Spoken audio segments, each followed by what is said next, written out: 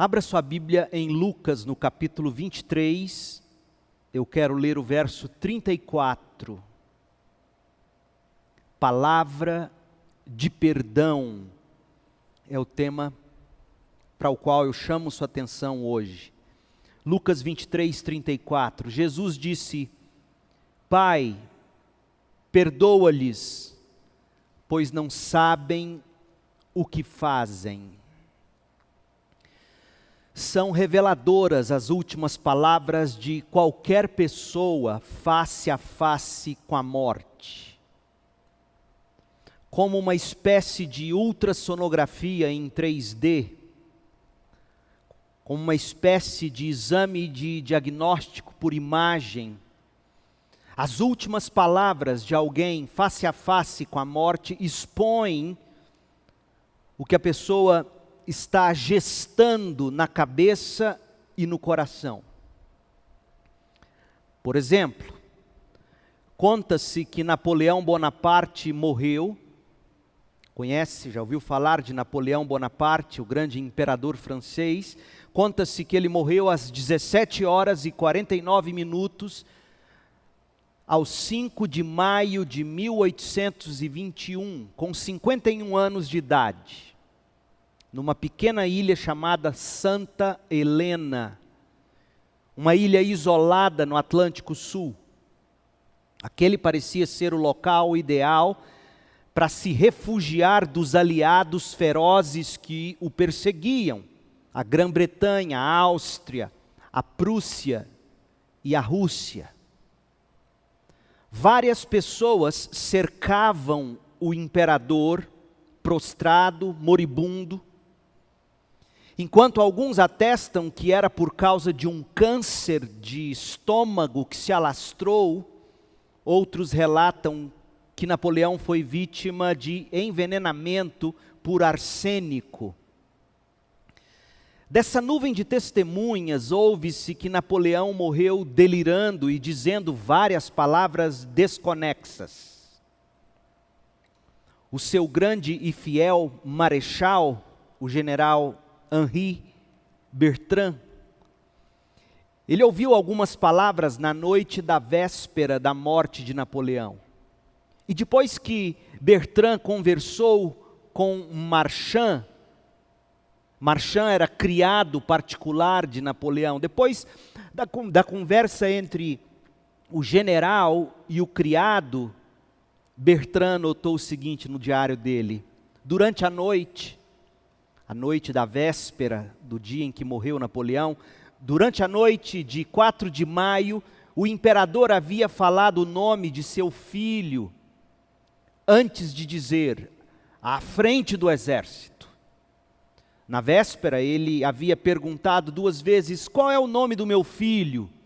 E Marchand, o criado, respondeu, Napoleão. No início da manhã do dia da morte do seu venerável, dia 5 de maio, o general Bertrand voltou a anotar o seguinte no diário dele: das 3 às 4:30 da madrugada, havia soluços e gemidos abafados. Depois, gemeu e bocejou. Ele parecia estar com muita dor. Ele pronunciou várias palavras que não puderam ser distinguidas e em seguida disse, quem recua, ou definitivamente podemos entender, no comando do exército. O médico de Napoleão, Francesco Antomarchi, confirma algumas dessas palavras relatadas pelo general Bertrand, quando registrou o seguinte: o relógio marcava 5:30 da manhã, e Napoleão continuava delirando, falando com dificuldade e proferindo palavras quebradas, desarticuladas. Entre outras, ouvimos as palavras comandante, exército. E estas foram as últimas que ele pronunciou, pois assim que passaram pelos lábios dele, ele perdeu o poder da fala. Marchand, o criado de Napoleão, já mencionado, também registrou as últimas palavras de seu amo e senhor. As palavras dele diferem um pouco daquelas ouvidas por Bertrand e pelo médico, mas são reveladoras. Dizem assim: os soluços que apareciam apenas em intervalos se tornaram muito mais frequentes e o delírio não parou.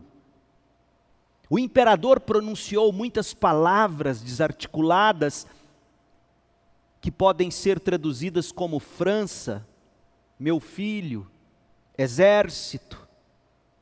Podemos concluir com absoluta certeza que sua última preocupação, seus últimos pensamentos foram para a França, seu filho e o exército. Essas foram as últimas palavras que deveríamos ouvir dele. Outro general, Charles Montholon, que também estava ali cercando Napoleão nos últimos momentos da vida dele, fornece-nos algo mais. Ele disse assim: a noite foi muito ruim. Por volta de 2 horas da madrugada, o delírio ficou evidente, foi acompanhado por contrações nervosas. 2 vezes pensei distinguir as palavras desconectadas: França, exército, capitão do exército, Josefina. Gente, à luz do exposto, nós podemos chegar a algumas conclusões sobre as últimas palavras de Napoleão. Napoleão entrou num estado mental de incoerência no início da manhã do dia 5 de maio de 1821, dia em que ele morreu. Era difícil para seus atendentes distinguir as palavras dele, posto que as palavras não formavam uma única frase conectada, mas palavras que poderiam ser decifradas de enunciados aparentemente desconexos e desarticulados. Palavras tipo, as últimas de Napoleão: recuar, exército, capitão, capitão do exército. O imperador também teria dito algo sobre França, além de dizer meu filho, Josefina, que era o nome da sua primeira esposa.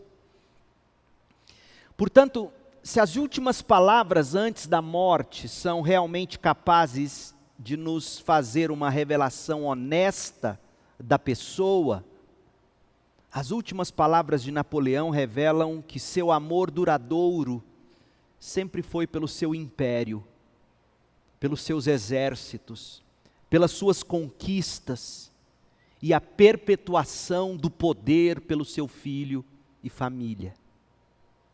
Já as últimas palavras do filho de Napoleão, as últimas palavras de Napoleão II, revelam a dor de nunca ter conquistado ou conseguido se destacar como o pai se destacou na galeria dos conquistadores da história.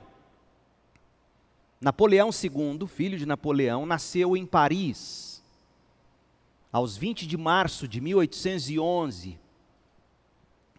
Foi imediatamente intitulado pelo próprio pai como rei de Roma. Veja, um recém-nascido rei de Roma.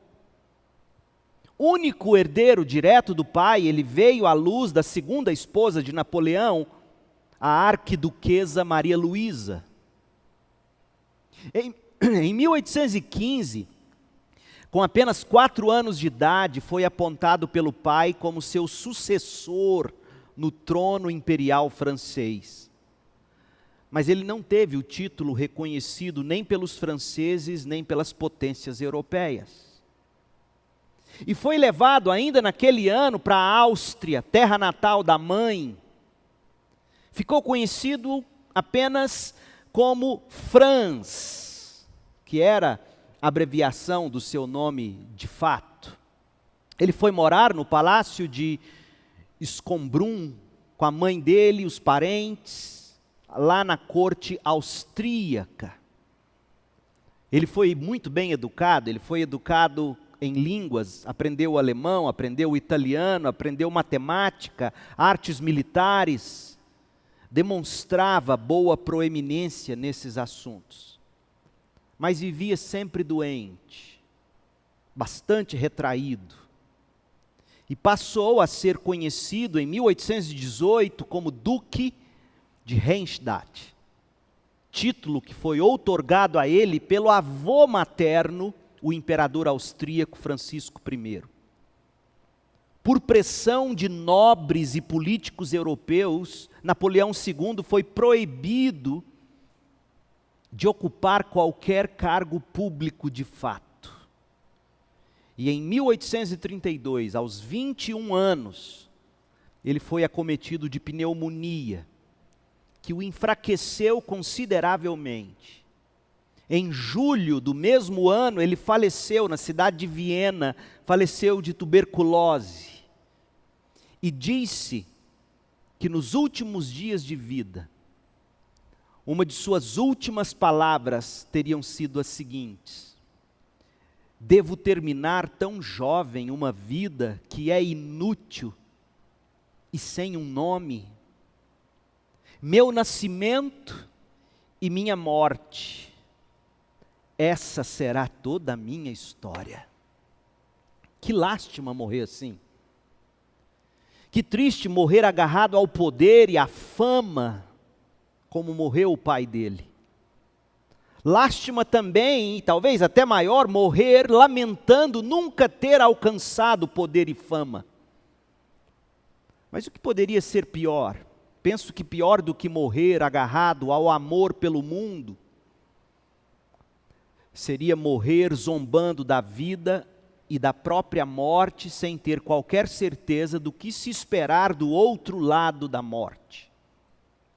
Jack Daniels, famoso destilador de uísque, ele morreu no dia 10 de outubro de 1911, e veja você, a infecção que o matou, partiu do dedão do pé, que ele feriu depois de chutar um cofre que ele não conseguia abrir. E suas últimas palavras, Jack Daniels, não sei se você já reconheceu, foi quem criou o uísque, ele era um destilador, ele criou o uísque que hoje carrega o nome dele, Jack Daniels. E suas últimas palavras antes de morrer teriam sido as seguintes: uma última dose, por favor.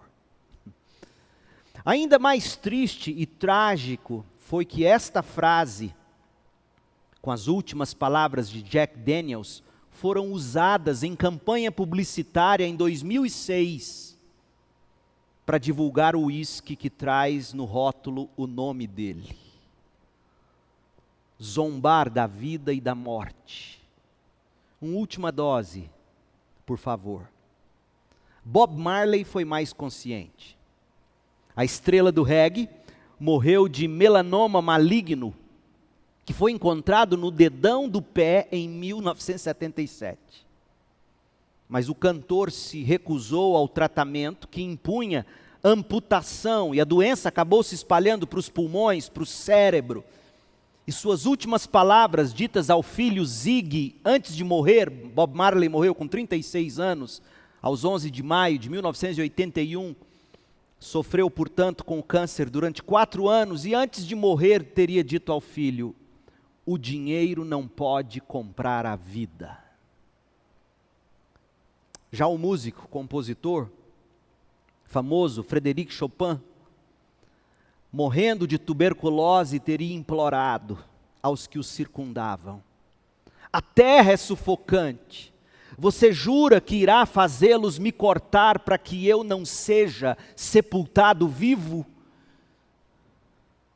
O renomado estadista inglês e primeiro-ministro britânico Winston Churchill pronunciou melancolicamente as seguintes palavras antes de entrar em coma e morrer 9 dias mais tarde. Antes do coma e da morte, ele teria dito: estou entediado com tudo isso. O famoso escritor Victor Hugo teria dito: eu vejo luz negra. Leonardo da Vinci, que dispensa comentários, teria proferido: eu ofendi a Deus e a humanidade porque o meu trabalho não alcançou o padrão de qualidade que deveria atingir. Veja como as últimas palavras antes da morte são capazes de revelar o coração de uma pessoa. Aliás, como disse o Senhor da vida, A boca fala do que o coração está cheio, Lucas 6:45.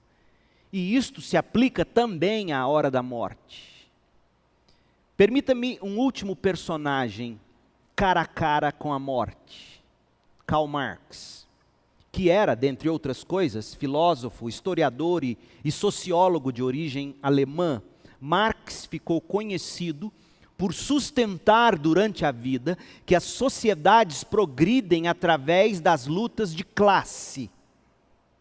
Pois bem, aos 14 de março de 1883, ele morreu de bronquite e de pleurisia, que é a inflamação das pleuras, tecidos que revestem os pulmões e a parede do peito.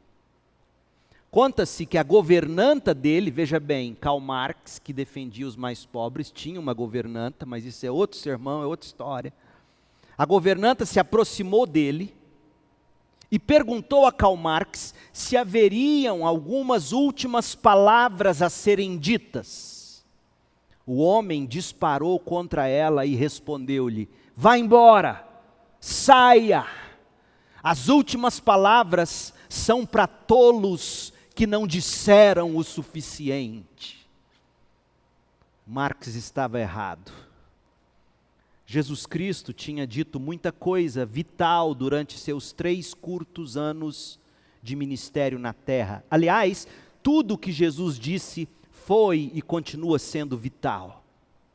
Todavia, antes de morrer, o Senhor da vida julgou ser importante dizer mais algumas coisas e as proferiu lá da cruz, seu leito de morte. Graças a Deus que os seus discípulos, guiados e inspirados pelo Espírito Santo, tomaram notas destas palavras e as registraram para nós nos evangelhos. Veja, Jesus fez da cruz o seu púlpito, e de lá ele pronunciou palavras de vida. Lá da cruz, momentos antes de morrer, Jesus pronunciou algumas de suas mais importantes palavras, aquelas últimas, breves e ditas com bastante dificuldade devido ao rigor do sofrimento, da crucificação. Aquelas últimas palavras servem como estradas que nos levam para uma maravilhosa jornada no coração, no interior do coração de Jesus Cristo. O escritor e frei católico Luiz Maria Alves Sartori chamou de o testemunho de Jesus as suas últimas palavras ditas lá da cruz. Sartori escreveu que Jesus, ao morrer, falou 7 palavras de despedida, como um testamento, com 7 doações aos seus filhos. Portanto, começando hoje, quarta-feira da semana da Páscoa, e nas próximas transmissões que faremos aos domingos, às 10 da manhã, às 19 horas, e também às quartas-feiras, às 19h30, Deus permitindo, nós ouviremos e estudaremos com devido cuidado cada uma das palavras de Jesus, tentando conhecer melhor o coração do Deus e Salvador Jesus Cristo, e extrair lições importantes para a nossa vida. Mas veja você, quais foram as últimas palavras de Jesus ditas lá da cruz? E lembre-se, nós cremos no que o próprio Jesus disse, a boca fala do que está cheio o coração. Portanto, as últimas palavras de Jesus, elas não apenas nos deixam um testamento daquilo que Cristo conquistou para nós, mas estas palavras nos permitem entrar e caminhar pelo coração do próprio Deus e conhecê-lo na intimidade. Primeira palavra de Jesus lá da cruz foi: Pai, perdoa-lhes, pois não sabem o que fazem. Lucas 23:34. É palavra de perdão. Depois, Lucas 23:43, eu lhe asseguro que hoje você estará comigo no paraíso. É palavra de salvação. João 19, de 26 a 27, mulher, este é seu filho, e ao discípulo disse, esta é sua mãe, palavra de compaixão. Mateus 27, 46, Eli, Eli, lama sabactani, que quer dizer, Deus meu, por que me desamparaste, ou por que me abandonaste? É palavra de identificação. Em João 19, 28, Jesus disse, estou com sede, palavra de aflição. Ainda em João 19, verso 30, Jesus declarou, está consumado, é uma palavra de consumação. E sua última palavra teria sido a de Lucas 23, 46, Pai, em tuas mãos entrego o meu espírito. É palavra de resignação. Hoje à noite, eu quero focar com você na primeira palavra de Jesus lá da cruz. Palavra de perdão. Lucas 23, de 33 a 34. Acompanhe comigo na sua Bíblia. Quando chegaram ao lugar chamado Caveira, Gólgota, pregaram Jesus na cruz. Os criminosos também foram crucificados, um à sua direita e outro à sua esquerda. Jesus disse, Pai, perdoa-lhes, pois não sabem o que fazem. E os soldados tiraram sortes para dividir entre si as roupas de Jesus.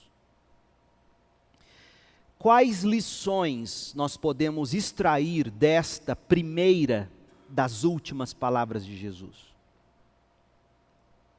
O que ela revela sobre o coração do nosso Deus e Salvador Jesus Cristo? Nós vamos debulhar esse versículo, nós vamos debulhar Lucas 23, 34, e nós vamos aprender pelo menos 4 lições. A primeira é sobre a angústia de quem está sendo ofendido pelos homens. A segunda coisa é o apelo que se deve fazer a Deus.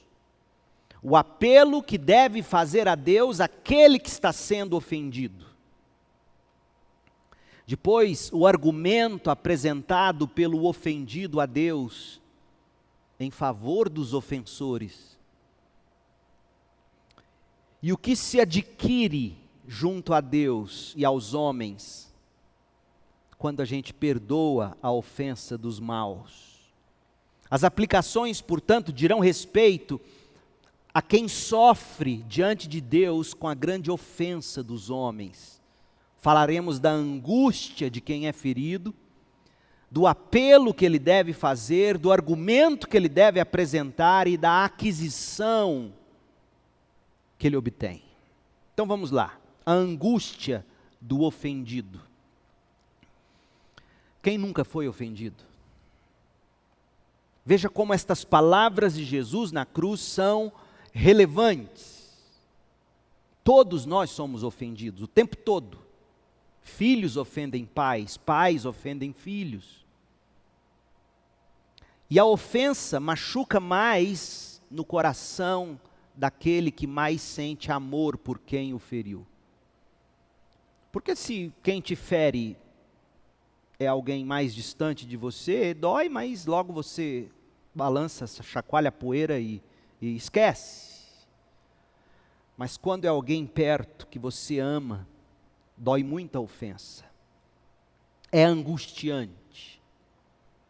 Warren Wiersbe, ex-pastor da Igreja Memorial Moody em Chicago, nos Estados Unidos, e autor reconhecido de comentários para cada um dos livros da Bíblia, ele escreveu que a catedral na cidade de Coventry, na Inglaterra, é uma das mais belas catedrais contemporâneas. A velha catedral foi bombardeada na Segunda Guerra Mundial na noite de 14 de novembro de 1940. O novo santuário foi consagrado em 25 de maio de 1962. E ouça você, as ruínas do antigo santuário continuam em pé, junto do novo santuário. E o mais interessante, sobre aquelas ruínas está a inscrição gravada na janela por trás da cruz, que foi calcinada pela ação intensa do fogo e do calor. E está escrito assim: Pai, perdoa. Pai, perdoa. Essa inscrição sobre as ruínas da catedral destruída pelas bombas da Segunda Guerra Mundial. Pai, perdoa. Esta foi a oração de uma comunidade cristã que viu sua catedral ser destruída e transformada em entulhos. As ruínas da velha catedral formam um monumento ao egoísmo e ao pecado humanos declarados brutalmente através das atrocidades da Primeira e da Segunda Guerra Mundial. E a inscrição Pai, perdoa é um memorial à graça de Deus que capacita os cristãos a perdoarem e orarem pelos seus inimigos. Aí você pode dizer, tudo muito bonito, pastor. Tudo muito bonito para uma peça de museu memorial, mas na vida real de muitos, inclusive de cristãos, não passa de assunto estritamente eclesiástico, coisa de sermão e de igreja. Por quê? É que o perdão, gente, soa maravilhosamente aos ouvidos, até que a gente tenha que perdoar alguém de verdade. Vamos admitir com coragem, algumas vezes é muito difícil para nós perdoar as pessoas. Como perdoar alguém que continua quebrando palavras e promessas? Como perdoar alguém que você jamais imaginava que seria capaz de fazer o que fez? Por que perdoar alguém orgulhoso e que não pede perdão? Por que deveria ser eu a perdoar quando fui eu o ofendido? Como perdoar se o outro continua me ofendendo, me machucando? Como assim deveríamos perdoar aqueles que nos destruíram ou querem nos destruir? Veja, são questões dificílimas. Confessemos com sinceridade, em alguns casos é muito mais fácil nutrir a raiva, o ódio, a vingança ou o ressentimento, desobedecendo claramente o que a Bíblia ensina sobre o perdão. Nós somos ofendidos e não conseguimos perdoar ou esquecer de coração. E aí nós nos tornamos escravos do ressentimento ou do sentimento de vingança, que além de poder nos condenar, prejudica-nos e mantém feridas abertas no coração, feridas que podem matar. Por causa da corrupção da natureza humana, que insiste em cultivar o ressentimento, inclusive você e eu, por causa disto é que nós deveríamos recorrer sempre à primeira palavra de Jesus lá da cruz. Lucas 23, 34. Pai, perdoa-lhes, pois não sabem o que fazem. Ou seja, se você e eu quisermos aprender melhor sobre o perdão e as condições para se perdoar, nós devemos impreterivelmente voltarmos-nos para a cruz de Cristo, de onde recebemos não só perdão, mas também pistas sobre como perdoar. E também recebemos da cruz o poder para conseguir perdoar. Veja, ir para a cruz é receber perdão, ir para a cruz é receber pistas sobre como perdoar, ir para a cruz é conseguir poder para perdoar. Não há lugar semelhante à cruz, onde os nossos pecados são perdoados e todos os pensamentos intrusivos de dúvidas são contra-atacados com respostas tão certas quanto cristalinas. Sinta comigo como poderia ter sido a angústia de Jesus sobre a cruz. Sinta comigo. Não falaremos das dores físicas, que deveriam ser, como sabemos, terríveis, indescritíveis. Vamos pensar nas dores da alma, emocionais, por assim dizer. Os líderes religiosos, por ciúme e por inveja, rejeitaram Jesus, tramaram e causaram sua morte, injustamente. Judas, um dos seus mais íntimos, o traiu por apenas 30 moedas de prata. Pedro, um dos seus mais amados, o negou 3 vezes em público. Pilatos, que havia declarado Jesus inocente, depois decidiu enviá-lo para a cruz, lavando as mãos na covardia. Os discípulos, aqueles com quem Jesus viveu na intimidade nos últimos 3 anos de sua vida, o abandonaram e fugiram, com exceção de João, que se manteve por perto, mas mesmo assim à distância. Os soldados o estavam tratando com uma brutalidade animalesca. E em certo ponto até o pai havia abandonado o filho amado. Imagine você a angústia do Senhor sobre a cruz. Sim, Ele era Deus, Ele é Deus, mas Ele é também homem, e sentiu todas as coisas que sentimos. Jesus tinha todos os ingredientes disponíveis para assar no coração o bolo de ressentimento, ódio, ira e vingança. Ele estava sendo vítima da injustiça dos homens, havia sido traído por alguém íntimo, foi abandonado por aqueles que ele mais amava, violentado de maneira impiedosa e no topo de tudo não estava conseguindo desfrutar a alegria da presença do Pai, posto que ela estava bloqueada por causa do pecado dos homens que fora derramado sobre Cristo na cruz. Em que pese tudo aquilo, Jesus perdoou e orou pelos seus inimigos. Você conseguiria? Você conseguiria perdoar se estivesse sob aquelas mesmas condições de pressão e temperatura? Eu penso que eu não conseguiria, não de pronto, não sozinho. E a pergunta então deve ser a seguinte: como foi possível para Jesus perdoar e orar pelos seus inimigos?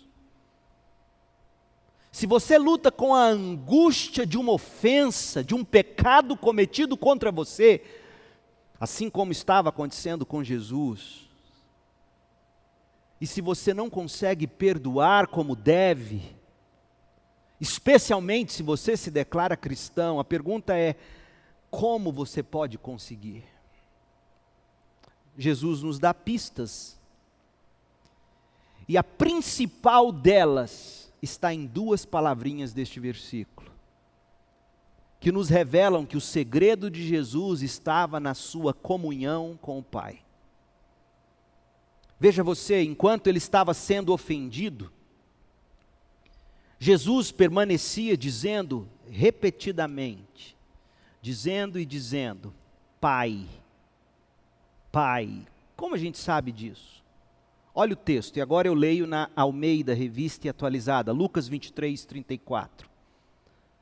Contudo, por o quê? Ou seja, apesar de tudo que estavam fazendo contra ele, ou diante de tudo que estavam fazendo contra Jesus, Jesus dizia Pai, dizia uma ação contínua. Em seu comentário crítico e exegético do Evangelho de Lucas, Alfred Plummer deixou assim a ideia comunicada pela forma grega do versículo. A ideia comunicada é a seguinte: enquanto o crucificavam, enquanto ele sofria aqueles atos de ofensa, ele, Jesus, ao contrário deles que o ofendiam, estava dizendo, Pai, perdoa-lhes, Pai, perdoa-lhes, Pai, perdoa-lhes. Pense comigo. Os direitos pessoais de Jesus a um julgamento justo, e todo julgamento justo requer direito ao contraditório, defesa, testemunhas e tribunal do júri neutro, não é mesmo? Tudo isso fora flagrantemente ignorado. Pessoas queridas o tinham traído, o tinham abandonado. Insultos cruéis lhe estavam sendo despejados, sem nenhum pudor. E a violência brutal estava sendo descarregada sobre a mente e o corpo de Jesus. Mas ele ficou simplesmente satisfeito em poder dizer e repetir. Enquanto cometiam tudo aquilo contra ele, ele repetia: Pai, Pai, Pai. Que cena gloriosa é esta do nosso Deus e Salvador Jesus Cristo. Completo oposto de muitos que, quando são ofendidos e sofrem com a ofensa, nem ao menos conseguem manter a comunhão com Deus e orar. Pessoas ofendidas chegam a abandonar a igreja, a comunhão dos santos. Essas pessoas costumam argumentar: eu não consigo nem falar com Deus, eu não consigo orar. A forma como fui ofendido ou ofendida me faz pensar que Deus não se importa mais comigo. A minha situação está de um jeito que chego a pensar que Deus se esqueceu de mim. Você já se sentiu assim? Quando em algum momento da vida você foi ofendido ou ferido? O que fazer? Jesus nos ensina a voltar para o Pai, quando estivermos angustiados por causa de alguma ofensa ou ferida.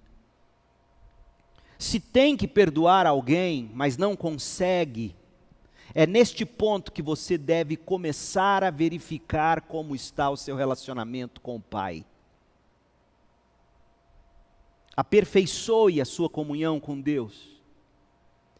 E enquanto estiverem te crucificando, contrário deles, mantenha-se dizendo Pai, mantenha-se orando, ore, volte-se para o colo de Deus e permaneça lá, Pai, Pai, Pai.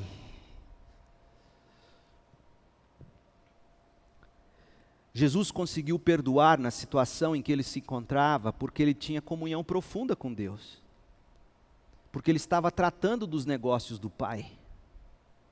Lá no Getsemane, ele tinha orado: meu Pai, se for possível, afasta de mim esse cálice, contudo, que seja feita a tua vontade, não a minha. Mateus 26, 39.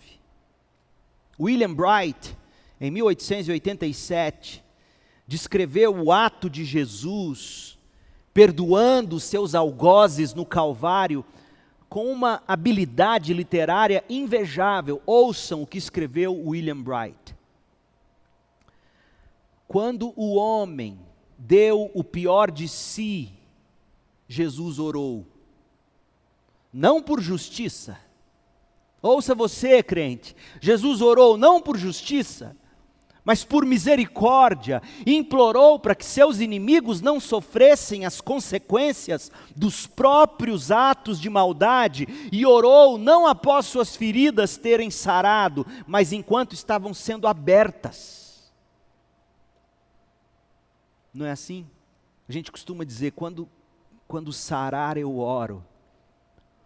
Mas ele orou não após suas feridas terem sarado, mas enquanto estavam sendo abertas. Palavras de perdão saíram de seus lábios, enquanto os pregos eram cravados em seu corpo. Quando a dor era mais intensa, quando a aflição era mais aguda, ele orou enquanto a cruz era baixada no buraco com um tranco. Foi nesse momento em que seus nervos do corpo e da alma ainda estavam extremamente sensíveis e a dor era inconcebível, que ele, vítima do maior crime da história, orou pelos criminosos, e ele era capaz de perdoar porque estava em comunhão com o Pai. Você consegue perdoar? Eu consigo perdoar. Se a nossa comunhão com o Pai estiver íntima o bastante para dele recebermos poder. Segunda coisa, o apelo do ofendido. Jesus fez um apelo que de tão comovente era maravilhoso. Detalhe, Jesus fez esse apelo enquanto estava sofrendo na cruz. Qual foi o apelo? Perdoa-lhes. Lucas 23, 34. Pasmem, Jesus não estava orando por si mesmo. Jesus poderia ter suplicado ao Pai por justiça e por punição merecidos. Mas Jesus optou por clamar por misericórdia. E Jesus assim procedeu para cumprir a palavra de Isaías 53, 12, que diz: eu lhe darei as honras de um soldado vitorioso, pois ele se expôs à morte, foi contado entre os rebeldes, levou sobre si a culpa de muitos e intercedeu pelos pecadores. Para cumprir as Escrituras, Jesus esqueceu-se de si mesmo. Jesus tirou os seus olhos dos seus próprios sentimentos e sofrimentos e intercedeu pelos seus inimigos. Gente, que exemplo e que mensagem para esta era do evangelho desgraçado da autoestima, meu Deus. Que faz com que as pessoas se voltem cada vez mais para si mesmas. Faz com que as pessoas se foquem cada vez mais nas suas necessidades sentidas. Faz com que as pessoas cada vez mais vivam lambendo suas dores, feridas, crises, dilemas. Vive ouvindo, cuide primeiro de si mesmo, e somente então, se der ou quando der, tudo e todos serão considerados. Que desgraça esse evangelho. Digo que o evangelho da autoestima é desgraçado, não por gostar de palavrão, mas eu uso no sentido estrito da palavra. Ele é desgraçado porque ele é desprovido de toda a graça. Da graça salvadora que nos salvou e nos libertou do pecado e de nós mesmos. Porque é isto que a graça de Deus faz, segundo Paulo escreveu aos Coríntios, segundo aos Coríntios 5, verso 15. Deus nos salva e nos liberta de nós mesmos, fazendo-nos não viver mais para nós mesmos, mas para Cristo que morreu e ressuscitou por nós, suas ovelhas. A atitude de Jesus na cruz é muito diferente da que se vê na maioria de nós, que quando está sofrendo, envolve-se com os problemas pessoais de tal modo que se esquece de orar e de interceder pelos outros. Envolvidos consigo mesmos, os crentes têm deixado de clamar pelos povos, pelas nações.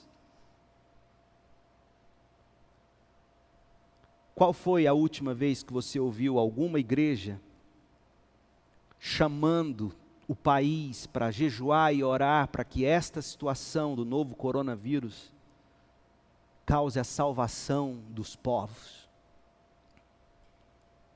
Muitos têm buscado a Deus apenas para se verem livres de problemas, dos desconfortos passageiros da vida. E deixaram de interceder pelos problemas e os pecados dos outros, especialmente se esse cristão estiver ofendido ou sofrendo. Não é verdade? Infelizmente, é a mais pura verdade. A primeira palavra de Jesus lá da cruz nos ensina que devemos perdoar e pedir por quem nos tem ofendido. Sejamos, pois, bons discípulos de Cristo, sejamos obedientes.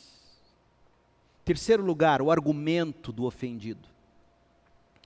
A gente viu que Jesus buscou a comunhão com o Pai, enquanto estava sendo ofendido, enquanto o crucificavam, enquanto cometiam tudo aquilo de ruim contra ele, ele dizia e repetia: Pai, Pai, Pai. ele buscou a comunhão do Pai. Mas em segundo lugar, ele buscou o favor do Pai pelos ofensores. Ele disse: perdoa-lhes. Mas tem um terceiro prodígio nessa primeira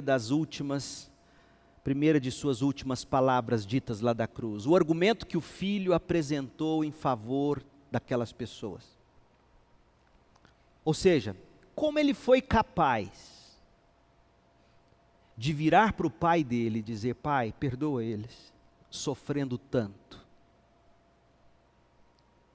Como você será capaz de dizer: Deus, perdoa o que tal pessoa fez contra mim, em vez de você suplicar dos céus a ira de Deus sobre quem te feriu?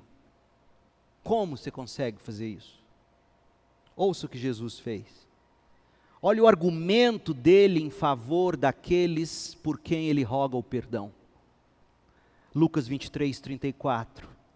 Pai, perdoa-lhes, pois não sabem o que fazem. Eles eram cegos, estavam cegos pelo pecado. Cristo não só orou pedindo perdão pelos seus ofensores, e isto em si foi um ato de misericórdia. Quando ele ora e diz: perdoa-lhes, é um ato de misericórdia. Mas Jesus também argumentou em favor deles. Preste atenção, ele argumentou, ele se colocou entre Deus, que ama seu Filho amado, e a multidão que o massacrava, e ele se coloca ali entre Deus e todos, e é capaz de dizer: perdoa-lhes com misericórdia. Por quê? Porque com graça ele argumenta em favor deles. Ele faz isso porque ele é o advogado de defesa do pecador. Não apenas o sacrifício pelo perdão, não apenas propiciação dos nossos pecados, 1 de João 2, de 1 a 2, ele é o nosso advogado diante do Pai, ele é a propiciação pelos nossos pecados. É preciso destacar o seguinte, no entanto, Jesus não estava dizendo que a ignorância, a cegueira promove perdão. Ignorância não é desculpa perante a lei. Por exemplo, cometa uma infração na frente do guarda, e quando ele vier para te multar, você diga o seguinte: desculpa, eu não sabia o que eu estava fazendo. Ele vai mandar você de volta para as aulas de trânsito, detalhe, com a multa na mão. Você não sabia? Tudo bem, a multa está aqui, vai fazer o estudo de novo, quem sabe você aprende dessa vez. Essa semana mesmo eu recebi 2 multas de São Paulo, na viagem das últimas férias, e pelo que eu vi num trecho, quando a gente estava descendo para a praia, debaixo de uma chuva maluca, e eu passei nesses 2 pontos, um pouquinho acima da velocidade permitida. Você acha que vai adiantar eu dizer: desculpa, eu não vi o radar porque estava chovendo muito? Eles vão dizer assim: mais um motivo para você ter andado devagar. Quer dizer, a ignorância não nos isenta da culpa. Então o que Jesus quer dizer quando ele diz: Pai, perdoa porque eles não sabem o que fazem? Jesus, de fato, estava clamando por graça e misericórdia, no sentido de que aqueles pecadores, cegos pelo pecado como estavam, Jesus não queria que eles fossem imediatamente, naquele momento, de pronto, consumidos pela ira justa e merecida de Deus. Jesus desejava que aqueles homens tivessem uma chance, um tempo a mais, para se arrepender e se converter dos seus maus caminhos. O argumento de Jesus brota de uma compaixão pelo pecador. E se nós conseguirmos entender o que o pecado é capaz de fazer na vida de uma pessoa, a gente vai aprender a nutrir compaixão e vamos ser capazes de perdoar e interceder com mais facilidade. Nossa dificuldade, em grande parte, de perdoar e pedir pelo outro, é porque nós não enxergamos pelo que de fato o outro é, e eu também. Observação importante: quando a gente sofre uma grave ofensa, a gente tem que perdoar, pagar o mal com o bem, procurando no que depender de nós a paz com todos os homens, Romanos 12, de 18 a 21. E aí a gente ora e intercede, pede salvação e quebrantamento para aquele que nos ofendeu. Sabedores de que a punição pertence às autoridades que o próprio Deus estabeleceu. Essas autoridades, Paulo em Romanos 13, de 1 a 4, chama essas autoridades, esses juízes, que têm na mão a espada para aplicar a justa sentença, Paulo chama esses homens de ministros. A palavra grega é diáconos. São diáconos de Deus, os senhores juízes, policiais, homens da justiça. Então nós temos que orar e interceder a Deus pedindo que nossas autoridades tenham sabedoria e disposição para aplicar a justiça na devida proporção ou na dose certa. A última coisa que Jesus nos ensina: a aquisição do ofendido. A pergunta que não cala é: o que eu ganho em perdoar? Não é mesmo? O que eu vou ganhar com isso? Porque enquanto você nutre a ira, o ódio, o desejo de vingança, você está ganhando a sensação de que ele vai pagar. Não é assim?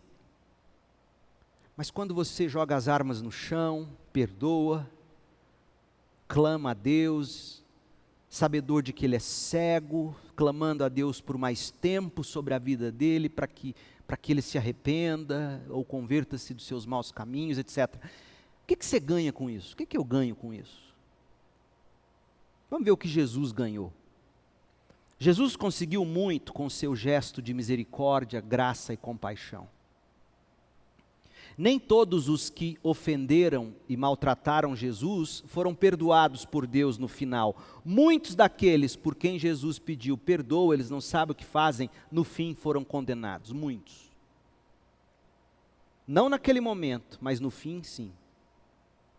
Mas aqueles que reconheceram a divindade do Filho de Deus e se quebrantaram diante do Calvário, foram salvos pela graça por meio da fé. Por exemplo, eu espero ver no céu o centurião que encabeçou tudo aquilo. Afinal, depois de tudo, ele reconheceu que Jesus era o Filho de Deus. Mateus 27, 54.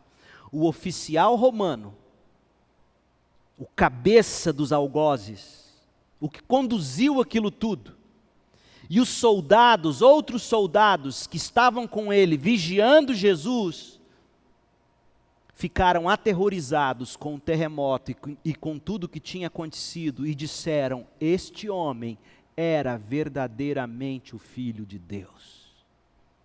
Nós veremos esse homem no céu. Muitos dos que gritaram a Pilatos, gritaram dizendo, lá em Mateus 27, 25, que o sangue desse homem caia sobre nós e sobre nossos filhos. Muitos desses foram perdoados. Como é que a gente sabe?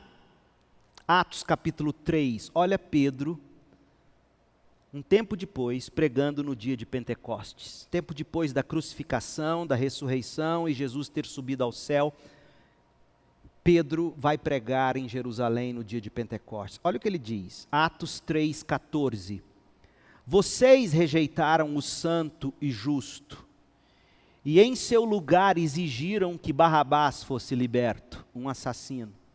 Lembra? Ele está falando aqui daquela multidão que gritou, caia sobre nós o sangue desse homem, etc. Vocês mataram o autor da vida, mas Deus o ressuscitou dos mortos, e nós somos testemunhas desse fato. Pela fé no nome de Jesus, este homem que vocês veem e conhecem foi curado.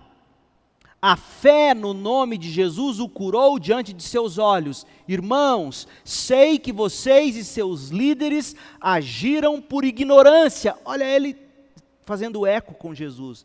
Não sabe o que fazem. O sermão continuou e olha o que nos é dito em Atos 4, verso 4. Muitos que tinham ouvido o sermão de Pedro, muitos que ouviram a mensagem de Pedro, creram, totalizando agora cerca de 5.000 convertidos. E tem mais, Atos 6, versículo 7. Lembra daqueles sacerdotes que tramaram a morte de Jesus?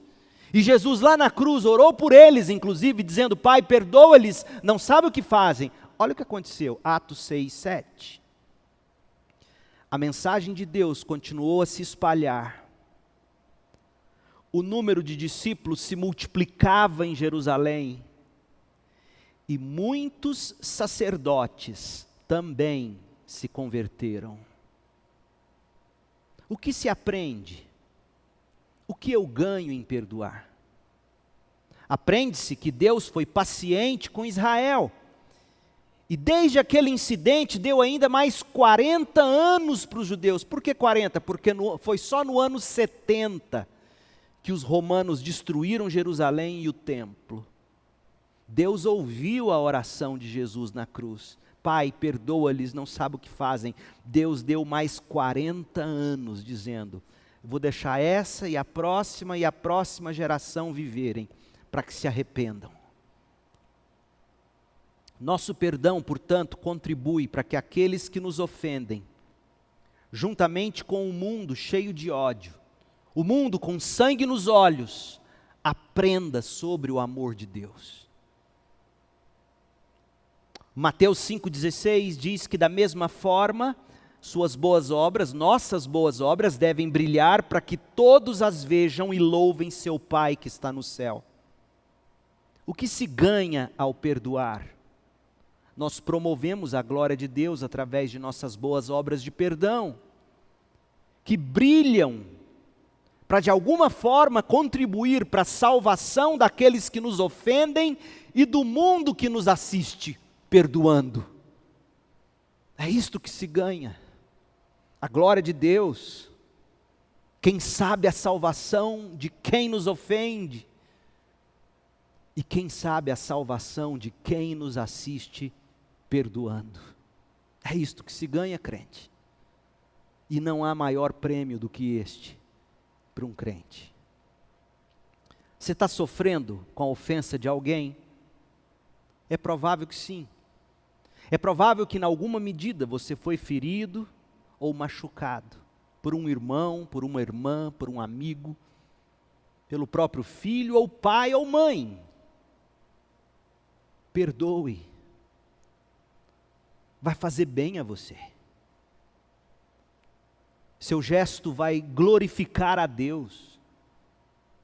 Mas você poderá dizer: pastor, ele não muda, eu não consigo. Lembre-se, a primeira palavra de Jesus na cruz é palavra de perdão.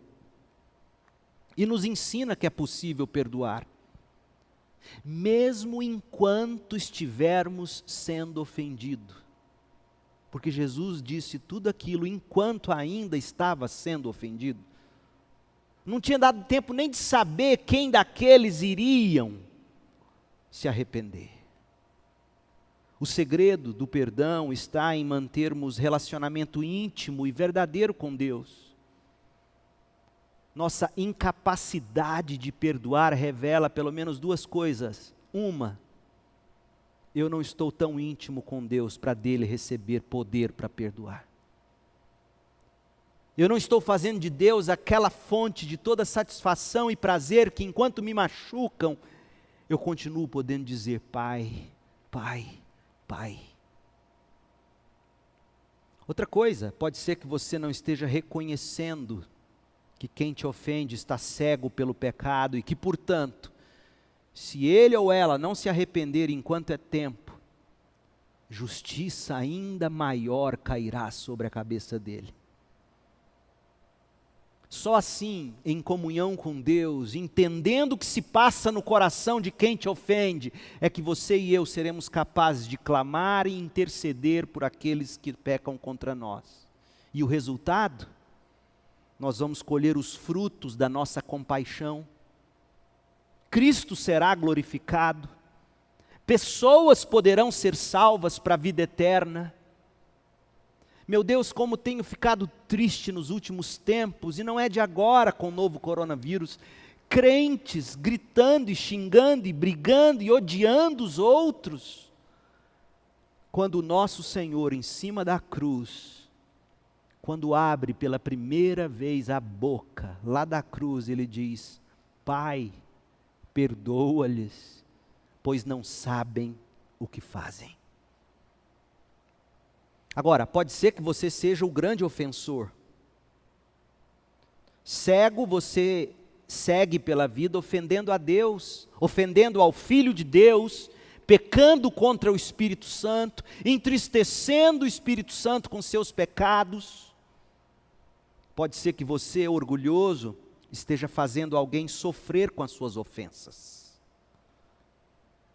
Foi por você que Jesus intercedeu quando ele disse: Pai, perdoa ele, perdoa ela. Não sabe o que está fazendo. Isso não te toca. Não te toca o fato de que o Senhor em cima da cruz pediu por você, ofensor, dizendo qual é o seu maior problema, dizendo: olha, ele é cego, ele não enxerga. O pior cego é aquele que acha que vê. Isso não te toca. Deus tem te dado tempo. Deus tem esticado a sua vida, os anos de sua vida até hoje, até aqui, para que você, de alguma maneira, se arrepende, se volte para Deus com arrependimento e fé. Quanto tempo mais você terá de vida, só Deus sabe. Mas hoje, se você ouvir a voz do Senhor, não continue cego, endurecendo o coração. Confesse o seu pecado a Deus agora. Peça perdão a Deus. De maneira nenhuma Ele vai te lançar fora. Vá a Deus em nome de Cristo, Ele vai te perdoar, e se for o seu caso, Ele vai salvar você da perdição. Além disso, Deus te dará poder para você não pecar mais contra o irmão, e Deus vai te dar poder para você pedir perdão àqueles que um dia você tanto ofendeu.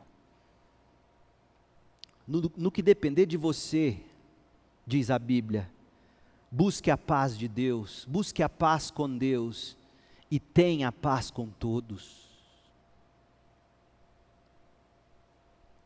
Quais serão suas últimas palavras antes de morrer? Quais serão suas últimas palavras antes de morrer? O que suas palavras revelarão sobre o seu coração? Uma das últimas palavras de Jesus foi: Pai, perdoa-lhes, pois não sabem o que fazem. Isto Ele disse, e assim Jesus agiu, para te dar perdão e salvação. E foi firmado nessa grande verdade que o pastor batista e príncipe dos pregadores, Charles Spurgeon, perto do fim da vida dele, disse confiantemente, ouça uma das últimas palavras de Spurgeon antes de morrer. Abre aspas. Tranquilo e feliz, embora muito fraco. Minha teologia é muito simples. Eu posso expressá-la em poucas palavras e elas serão suficientes para a morte. E aí ele deu uma pausa e lentamente pronunciou uma de suas últimas palavras: Jesus morreu por mim. Que simplicidade e que verdade. E você? O que você dirá quando a morte chegar? Pai, em nome de Jesus, convença-nos do pecado, da justiça e do juízo. Abra os olhos dos cegos. Que a atitude, as palavras de Jesus nos ensinem perdoar. Que estas palavras e postura do Senhor nos dê poder para perdoar. E que estas palavras ainda possam promover perdão e salvação àqueles que me ouvem, que dela precisam. Abençoa-nos ao longo dessa jornada, ouvindo as últimas palavras de Jesus. E que palavra é esta de hoje? Palavra de perdão. Obrigado, Senhor Jesus. Obrigado porque um dia, lá na cruz, o Senhor reconheceu quão cego eu sou, ou fui, intercedeu por mim, morreu por mim, mas ressuscitou. Obrigado. Oramos, agradecidos, no nome precioso do Jesus, que disse: Pai, perdoa-lhes, pois não sabem o que fazem. Amém.